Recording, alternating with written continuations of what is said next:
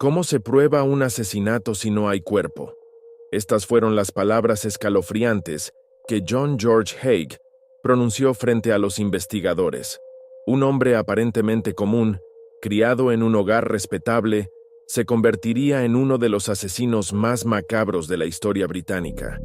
No eran solo sus crímenes lo que horrorizaba al mundo, sino la meticulosa manera en la que se deshacía de las pruebas, utilizando ácido sulfúrico.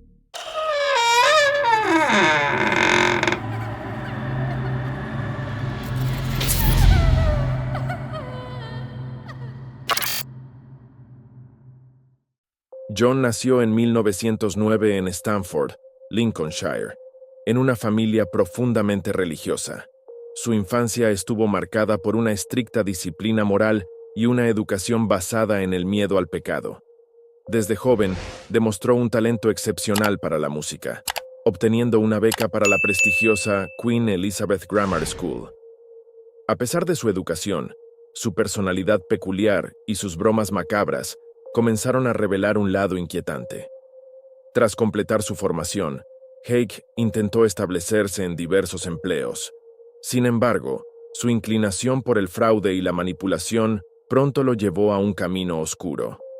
Fue despedido de su primer trabajo tras sabotear el auto de su jefe, y la falta de estabilidad laboral lo sumió en un ciclo de estafas, arrestos y condenas. En 1934, se casó con Betty Hammer, pero su matrimonio se desmoronó rápidamente cuando fue arrestado por fraude apenas 4 meses después. Su tiempo en prisión se convirtió en una incubadora de ideas perturbadoras. Durante su último encierro, comenzó a obsesionarse con un caso criminal francés, el de Georges Alexandre Sarret, quien utilizaba ácido para disolver los cuerpos de sus víctimas. Inspirado por este método, Haig realizó experimentos con ratones de campo, perfeccionando su técnica para el día en que daría el siguiente y sangriento paso. Su primera víctima fue William McSwan, un hombre al que conocía desde hacía años y con quien había trabajado. Este primer asesinato no solo reflejó el ingenio cruel de Haig, sino también su ambición desmedida y su habilidad para manipular su entorno. William McSwan era un joven trabajador que administraba las propiedades de sus padres, Donald y Amy McSwan, recaudando los alquileres de varios inquilinos en Londres. Había empleado a Haig como chofer años antes, y aunque ambos habían perdido contacto con el tiempo, se reencontraron en un pub de Kensington en 1944. Para Haig, este encuentro fortuito significó una oportunidad. Veía en McSwan una puerta hacia un estilo de vida que deseaba para sí mismo. Una vida de comodidades financiada por las propiedades de la familia McSwan. Haig sabía que no podía simplemente robar a McSwan. Necesitaba eliminarlo por completo, asegurándose de que nadie sospechara de su desaparición. Inspirado por el caso del asesino francés Georges Alexandre Sarret, quien usaba ácido sulfúrico para deshacerse de los cuerpos, descubrió que, al sumergir los cuerpos en ácido concentrado, podía destruir toda evidencia física en cuestión de días. Con esta técnica en mente, atrajo a McSwan a un sótano en el número 79 de Gloucester Road el 6 de septiembre de 1944. Allí, golpeó a William con brutalidad hasta matarlo. Haig actuó rápidamente. Colocó el cuerpo de su víctima en un barril industrial y vertió ácido sulfúrico concentrado sobre él. La reacción fue inmediata. El ácido comenzó a corroer los tejidos, dejando solo un residuo viscoso que, según Haig, podía desecharse fácilmente. Mientras tanto, Haig asumió el papel de administrador de las propiedades, apropiándose del dinero que William recaudaba mensualmente. 2 días después del asesinato, Haig regresó al sótano para revisar el contenido del barril. Para su satisfacción, el cuerpo de McSwan se había disuelto casi por completo. Descartó los restos líquidos por el desagüe, convencido de que había cometido el crimen perfecto. Tras deshacerse de William McSwan, John Haig se enfrentó a un problema que lo obligó a crear una narrativa convincente para sus padres, Donald y Amy McSwan. Estas 2 personas mayores vivían tranquilamente en Londres y dependían de los ingresos de las propiedades familiares que su hijo William gestionaba. Eran, sin saberlo, las siguientes víctimas en la oscura lista de Haig. Para ganarse su confianza, Haig les contó una mentira sencilla pero efectiva. William había decidido esconderse en Escocia para evitar ser reclutado en el servicio militar obligatorio. Esta excusa parecía razonable en medio del contexto de la Segunda Guerra Mundial, por lo que Donald y Amy aceptaron su historia sin cuestionarla demasiado. Haig aprovechó esta credulidad para adentrarse en sus vidas.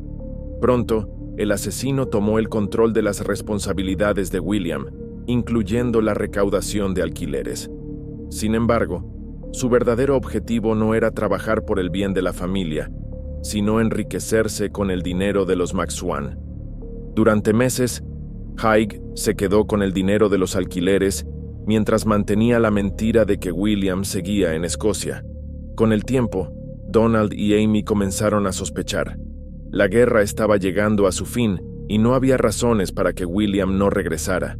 Cuando comenzaron a preguntar con insistencia sobre su hijo, Haig supo que debía actuar rápido antes de que su engaño quedara al descubierto.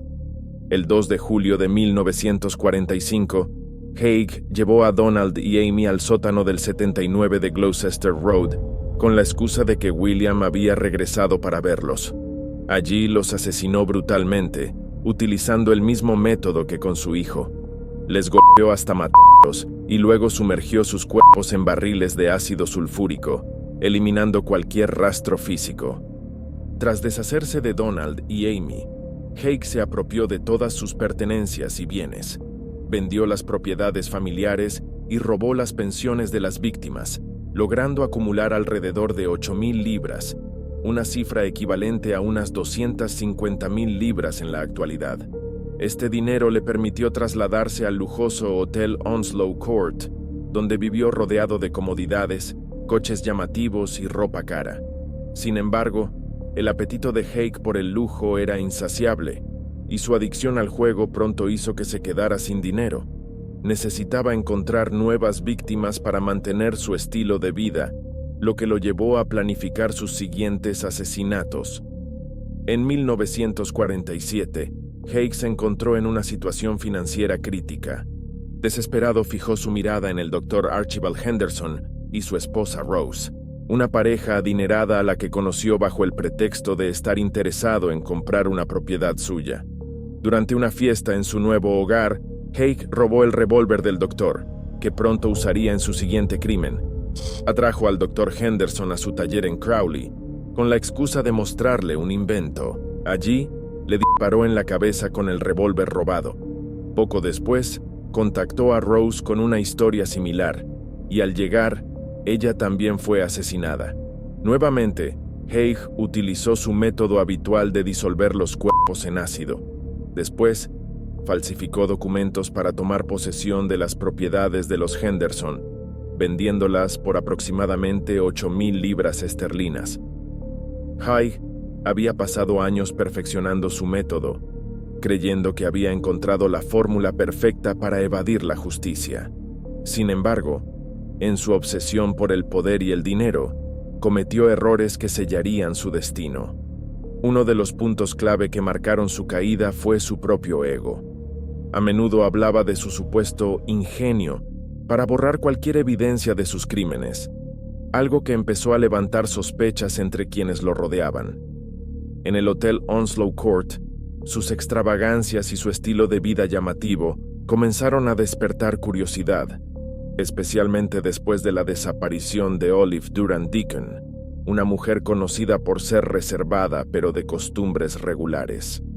La sargento Alexandra Lambourne jugó un papel crucial en la investigación. Aunque al principio parecía solo un caso más, sus instintos le indicaban que Haig no era simplemente un vecino amable. El hecho de que Olive fuese vista con él antes de desaparecer lo puso directamente bajo el foco de las autoridades. Mientras tanto, el inspector Symes se apoyó en pruebas circunstanciales que poco a poco comenzaron a conectarlo con Olive. Desde la sombrerera encontrada en el taller de Crowley, que contenía objetos incriminatorios como el revólver del Dr. Henderson y un recibo de la tintorería por el abrigo de Olive, hasta las joyas de la víctima que habían sido vendidas en una tienda cercana. Estas pistas fueron el comienzo del desmoronamiento de la fachada de Haig. El taller en Crowley, que Haig creía ser su santuario y lugar seguro, se convirtió en el epicentro de la investigación. Aunque había intentado borrar todos los rastros, los análisis forenses del lodo marrón hallado en el lugar revelaron restos humanos. Los avances en la ciencia forense, liderados por el patólogo Keith Simpson, fueron determinantes. Simpson logró identificar partes del cuerpo de Olive, incluidos cálculos biliares, grasa corporal y su dentadura postiza, que fue identificada por su dentista personal. Esto no solo confirmaba el asesinato, sino también el método brutal con el que Haig intentó deshacerse de sus víctimas. Mientras la evidencia se acumulaba, Haig intentó jugar su última carta: alegar locura. En los interrogatorios, afirmó ser un vampiro, diciendo que bebía la sangre de sus víctimas. Sin embargo, los investigadores vieron este intento como una estrategia desesperada para evitar la horca. La prensa, por su parte, no ayudó a su causa. Titulares sensacionalistas como "Horror vampírico en Londres" atrajeron la atención del público, convirtiendo a Haig en un villano célebre. Sin embargo, esta notoriedad también reforzó el trabajo de las autoridades, quienes se aseguraron de reunir suficiente evidencia para llevarlo ante la justicia, aunque su historia sobre el paradero de Olive no resultaba del todo coherente. Según él, la había visto salir del hotel aquella mañana con su característico abrigo de piel negra y su bolso rojo, pero su versión era vaga y repetitiva. El inspector Symes, quien tenía experiencia previa con Haig debido a su historial delictivo, sospechaba que no estaban ante un simple caso de desaparición. Ordenó una investigación exhaustiva del pasado de Haig. Lo que encontraron fue un historial de estafas, fraudes y comportamiento criminal sistemático que no dejaba lugar a dudas.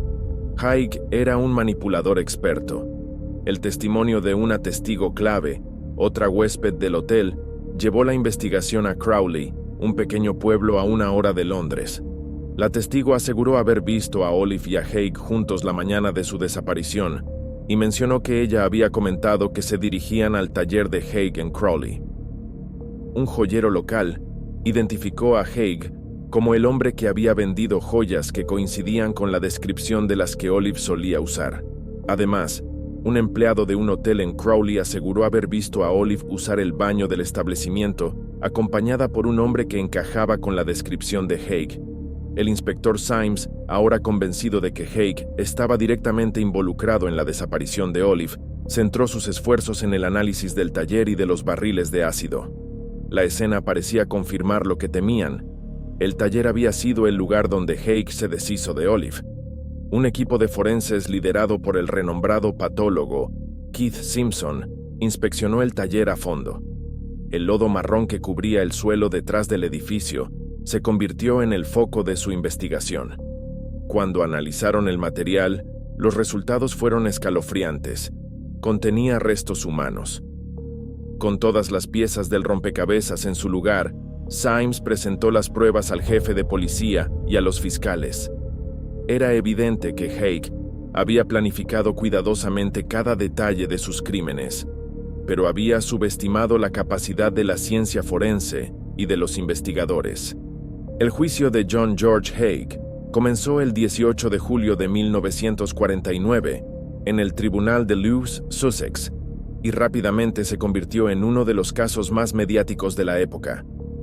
En el banquillo de los acusados se encontraba un hombre que, para ese momento, era conocido como el asesino del baño de ácido, un título que fascinaba y aterrorizaba a partes iguales a la opinión pública. Sin embargo, lo que realmente llamaría la atención del jurado no era solo el método atroz de sus crímenes, sino la frialdad con la que Haig confesó sus acciones. Haig narró con lujo de detalles cómo había drenado la sangre de sus víctimas en una copa y la había bebido antes de sumergir los cuerpos en ácido. Estas declaraciones, aunque impactantes, parecían más un intento calculado de presentarse como un lunático, ya que sabía que el sistema legal británico consideraba que un crimen premeditado no podía ser obra de un loco. La fiscalía dejó claro que Haig no era un loco, era un hombre completamente consciente de sus actos, que intentó usar la ley en su beneficio al suponer que sin cuerpos no habría condena. La frase que Haig había dicho a los policías durante su confesión, ¿cómo puedes condenar a alguien sin un cadáver?, fue citada por el fiscal como la mayor evidencia de su racionalidad y premeditación. El 10 de agosto de 1949, John George Haig fue ahorcado en la prisión de Wandsworth por el verdugo Albert Pierrepoint, quien era conocido por ser el más eficiente de su tiempo. A pesar de las protestas de último minuto de su abogado, no hubo ningún tipo de indulto. Los periódicos continuaron relatando las historias de Haig durante semanas, convirtiéndolo en un nombre infame en la cultura popular. Aunque murió en el patíbulo, su legado como uno de los asesinos más notorios de la historia británica persiste, un recordatorio de hasta dónde puede llegar la depravación humana.